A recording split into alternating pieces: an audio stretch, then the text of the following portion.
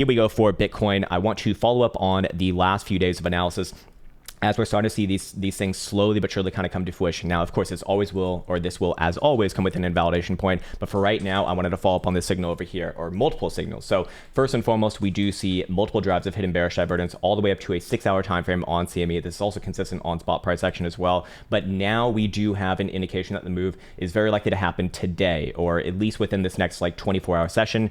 Basically Wednesday is typically a more high volatility day as far as general markets go. And in this case, over here, BBWP is back down into single digit percentile. So we're very likely looking at a move outside of the short-term time frame range today, and that can obviously bleed into the medium and higher term time frame. So in this case right here, we have low BBWP, we have multiple drives of hidden bearish divergence, and if we go reference the, of course, momentum oscillators over here, like stochastic momentum, we can see that 12-hour stochastic momentum will turn down with any sort of a closure below 29,200. So that's actually getting quite close to current price action. If we go even down to the 6-hour time frame, it should be turning down, I believe, or maybe about to turn down, or maybe about to load. Yeah, there we go. As long as Bitcoin's below 30,000 and change right there, about 30,060 or so. I think 4-hour it should already be down as well. Yes, indeed it is at 30,050. And I just want to reference CME for the 12-hour right here. Yeah, it's actually nosediving already. And it's a 12-hour. The 12-hour will turn down below 27.7. Yeah. So ultimately, again, I do want to suggest that while the short-term timeframes, very likely do make a nice move here, it's the higher-term timeframes that do suggest that we're unlikely to see a trending move from here. So while I do think that Bitcoin probably has some downside, and we'll talk about targets in a second, I do want to also reference that I don't think that Bitcoin is likely to break down here for what it's worth. We're seeing the daily BBWP get below the moving average right now on CME. Obviously, this was already done on spot as of a couple days ago, and Bitcoin, goes into a sideways range. So I do think that at, hopefully at worst, Bitcoin just kind of retests somewhere down around our current range lows on the medium-term timeframes, and then very likely bounces there. So that brings up the question, where would those areas be, and then what's an invalidation for that, and what are the things to be aware of right here? Well, it's the same thing as before, right? We still have this Fibonacci retracement right here from the range highs to the range lows, or just from the range highs to the low in this case. And any sort of, technically speaking, it should be postured right around about 29,500. We didn't get that closures below on the last couple of days here. I think that this is kind of more formality. Obviously, that is being aggressive. To be fair, if you do want to play things by the book, then waiting for a break actually of that would be the right call. And then yes, I would be looking for a move very likely somewhere down around the 618, which is between about 28,000 even to 27,800 or so. On a wick basis. And then the real question is, does Bitcoin bounce and play out the LARP lines like this? If it does, then I would be looking for, the next assault somewhere between about $32,500 to $33,000.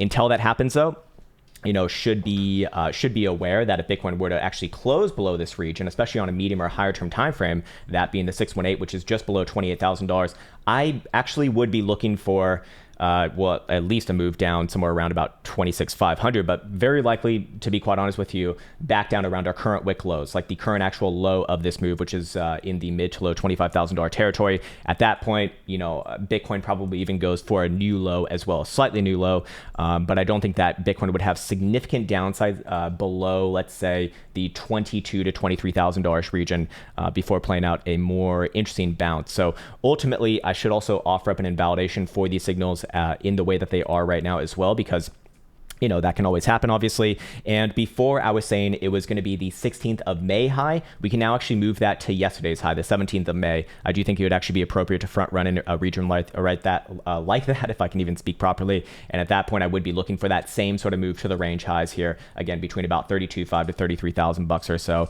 Very likely a pullback from there, and then we'll come back to it after that. But ultimately, I do want to say that even if Bitcoin does trade down here, which I do think is a little more likely, to be fair, for the reasons stated, I don't think that Bitcoin is actually likely to really break the $28,000 region or really like print significantly new lows from where we're currently at right now. That's mostly based off of a couple charts over here. The big one for me is actually the daily stochastic momentum, as we will see that it remains upside postured as long as Bitcoin's above about 26,800, basically $27,000 in this case. So I do think that downside, if Bitcoin does play to the downside, it probably puts in something resembling like a higher low on the medium term timeframes, and then puts in a nice little bounce, or at least a tradable, or hopefully a tradable bounce in this case, with a move back up north of $30,000.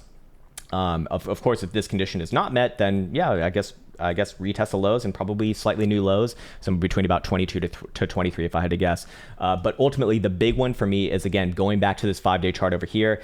I won't go through the full rigmarole as far as the explanation goes, but I do want to say that the 5-day BBWP getting down into these teen-digit percentiles has led to an average move of about 45% done over the course of 40 days for the last couple years here as we backtested this. Again, if you're new to this channel, we've gone over this a million goddamn times. If you're old to this channel, I apologize for the repetition on this, but it is important. And we played out that exact same move pretty much to the dot right on over here. I don't say that to like toot my own horn or sound pompous or anything. It's just these are statistics, these are probabilities. This is where I actually think that technical analysis can meet trading and actually work.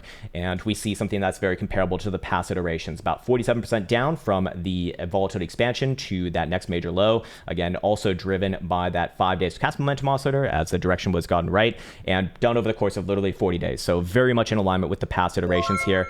And the thing that I want to focus on right now is the mean reversion play that typically happens after these moves, seen as we just played this move out. So in the past, or what I'm going to do here is I'm basically going to measure, the low of that move to the next high, and then judge kind of the days. Obviously, this one over here, about 28.5%. I've already gone through and done all of these and recorded the results over here, so I'll just show you them. And basically, the average counter move, the average like mean reversion play after that first initial signal played out was about 31.1%. So in this case, if we were to play out a 31.1% move from our current low after that move was made to the upside, that would put Bitcoin, guess where? About $33,000, give or take, small amount from that number.